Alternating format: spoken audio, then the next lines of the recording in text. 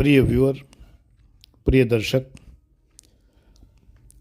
आपके मन में जो विचार उत्पन्न होते हैं उनका स्रोत क्या होता है?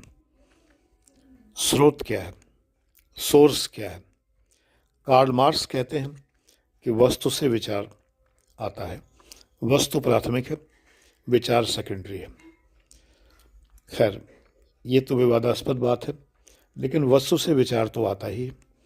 आपने एक वस्तु देखी, आपके मन में कामना पैदा हुई, आप बाग से गुजर रहे हैं, बगीचे से गुजर रहे हैं, एक फूल खिला हुआ है, आपके मन में एक कामना पैदा हुई, उस वस्तु को देखकर आपके मन में विचार आया कि ये फूल बहुत सुंदर है, ये मेरे पास होना चाहिए। इधर उधर देखा आपने, माली नहीं है या उसका मालिक नहीं है, आपने तुरंत वो फूल तोड़ लिया और अपने जेब में रख लिया।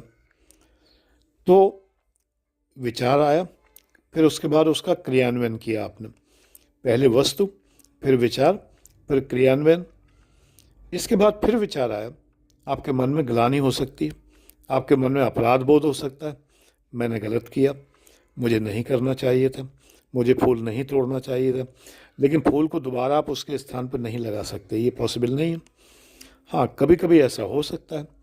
आप अपने एक मित्र के यहाँ गए, वहाँ पर उसकी टेबल पर एक बहुत सुंदर पेन रखा हुआ है। आपको लगा इतना महंगा पेन ये इस्तेमाल करता है, ये पेन तो मेरे पास होना चाहिए था। वस्तु है पेन, उस पेन ने आपके मन में एक लोभ पैदा किया, एक ईर्ष्या पैदा की, आपने वो पेन चुरा लिया और अपने जेब में रख लिया।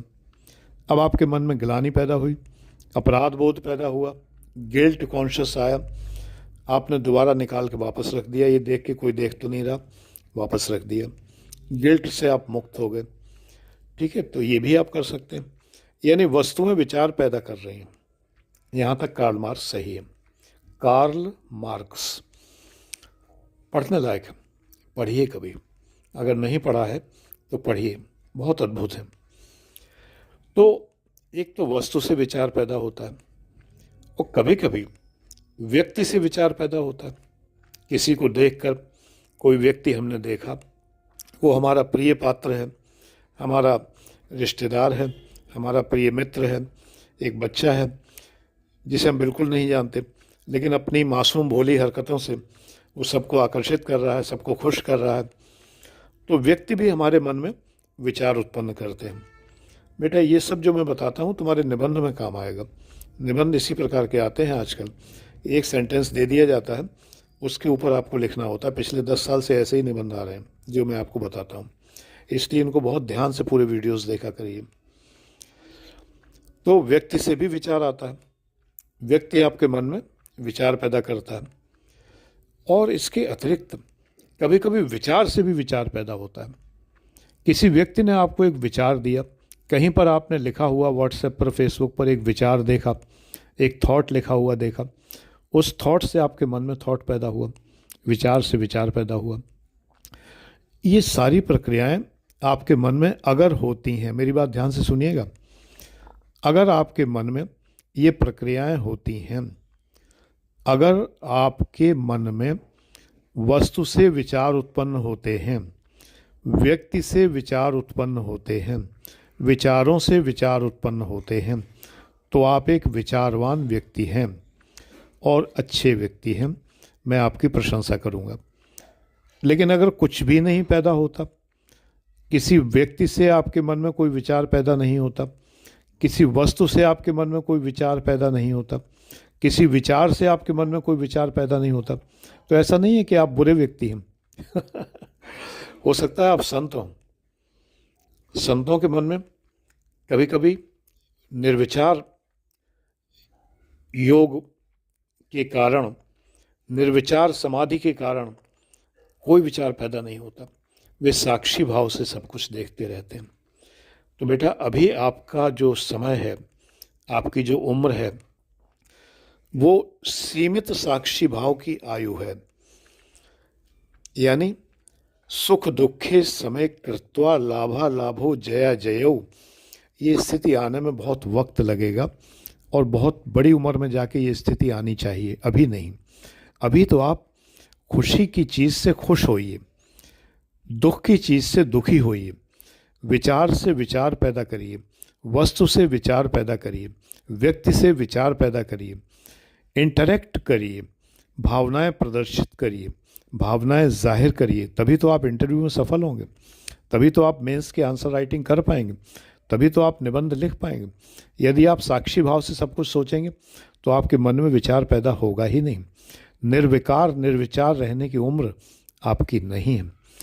आपको कमेंट में एक चीज़ लिखनी है, तब मैं समझूंगा कि वीडियो लास्ट तक आपने देखा है। यदि आप लिखेंगे कि ये आयु निर्विचार रहने की नहीं है, यह आयु निर्विचार रहने की नहीं है, this age is not the age of being thoughtless, ये नहीं है, तो बेटे विचार पैदा करिए, विचार रिएक्शंस पैदा करिए। रिएक्शंस होने चाहिए, लेकिन मेलंकॉली नहीं, दुख नहीं, अवसाद नहीं, अवसादग्रस्त मत रहिए, दुखी मत रहिए। हर बात में खुश होइए, उन बातों में भी खुश होइए जिनमें सामान्य तौर पर लोग खुश नहीं होते हैं। मेरी एक चीज़ टूट गई तो मैं इस बात से खुश हूँ कि मुझे नई खरीदने को मिलेगी। ये शिक्षा मुझे एक बहुत छोटी सी बच्ची ने दी, मेरी भतीजी 2.5 साल की थी। उसकी चप्पल टूट गई तो बड़ी खुश हुई, मुझसे बोली ताऊ जी मेरी चप्पल टूट गई, वो बड़े खुश होकर बोली। मैंने कहा चप्पल टूट गई बेटा, तुम्हारी तो बड़ी अच्छी चप्पल थी ये। बोली अब आप नई ला दोगे मुझे, मैं इसलिए खुश हो रही हूँ। बस उस बच्ची ने मुझे जीवन का संदेश दे दिया। यदि मेरी कोई वस्तु टूटती है, गुम हो जाती है, कुछ भी होता है, तो मुझे नया खरीदने का अवसर मिलता है। मैं उसको नए तरीके से, नए प्रकार से प्राप्त कर सकता हूँ।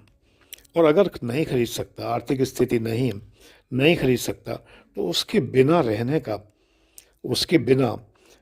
का एक अवसर मुझे मिलता है। ये भी कुछ नया है, it is also something new. तो खुश होना सीखिए।